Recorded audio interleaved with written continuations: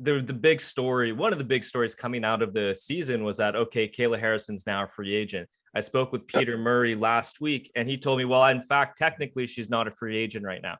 So who knows what's going on with Kayla? But for you, Randy, as someone, working with PFL, I'm sure you'd love to see her come back. Is there, if you guys do get Kayla back, I mean, what do you do with her? Do you try to get the Cyborg fight? That's what Peter was talking about. He'd love to work with Bellator to get that done. What do you think they should do with Kayla? Well, we definitely have to get some more athletes in that division, and certainly some athletes that have the ability to challenge Kayla.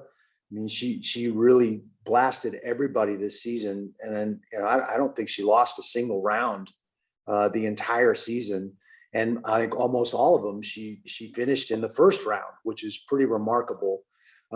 We definitely have to find some athletes out there that are able to challenge her. I think at the end of the day, the organization spent a lot of time, effort, and money getting her out there and getting her to this stage. I think that she recognizes that and is obviously all about her allegiance to the PFL for getting her this far.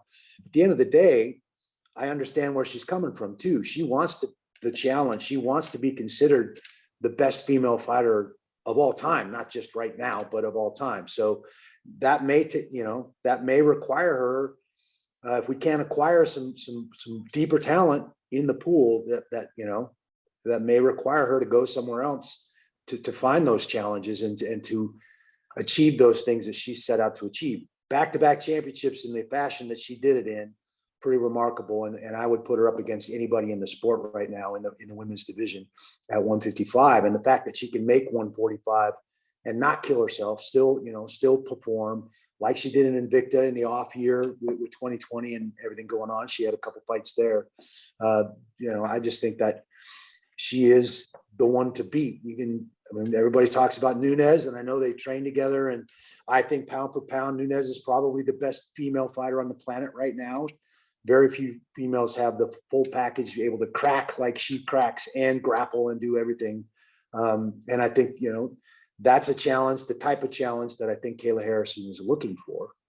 Whether or not we as an organization can get there, I hope we can, because I'd love to keep her. I'd love to keep being part of her journey and keep calling fights that she's in.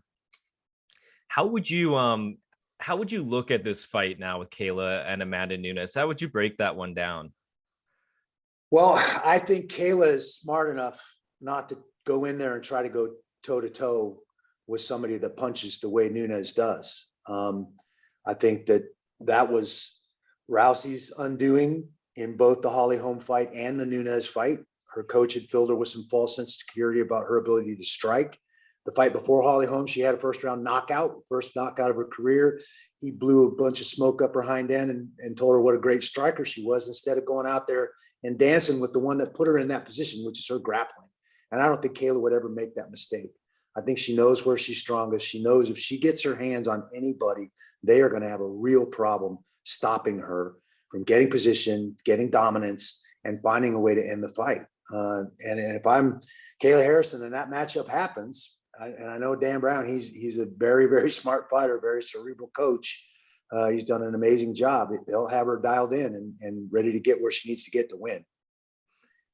Now, I would say that if PFL does keep Kayla Harrison, I think the more logical and realistic fight, if you could make a super fight, would be Cyborg. PFL and Bellator working together to make that like mega event, I guess. How would you look at a fight, I guess, with Cyborg? Is it kind of more the same, right? Usually in her judo, instead of getting into a firefight with Cyborg? Yes, I think a same approach with someone with the power and the aggression that Cyborg brings to her fights. Obviously, I was in Gina Carano's corner for that title fight in Strikeforce back in the day, and spent some time with Gina preparing her to go and face Cyborg, and that didn't go our way that night. 13 seconds away from getting out of the first round. I think if we'd have got out of the first round, it might have been a different outcome. We might have been able to wear on her and try to get her tired, because she's so aggressive. She reminds me of a female Vanderlei Silva, the way she fights. I mean, she's the female axe murderer in so many ways. She just comes out slinging. You better be ready to go and go at a torrential pace if you're facing somebody like that.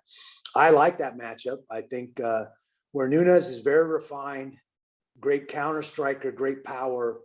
Cyborg is very raw, wide open, and that wide openness and over aggressiveness sometimes leaves her vulnerable. And so, but I think at the end of the day, you still got to get your hands on her, take some steam out of her, make her grapple, make her fight out of that clinch, make her fight off her back. And I think you put yourself in a good position to win. If you could not get caught getting there.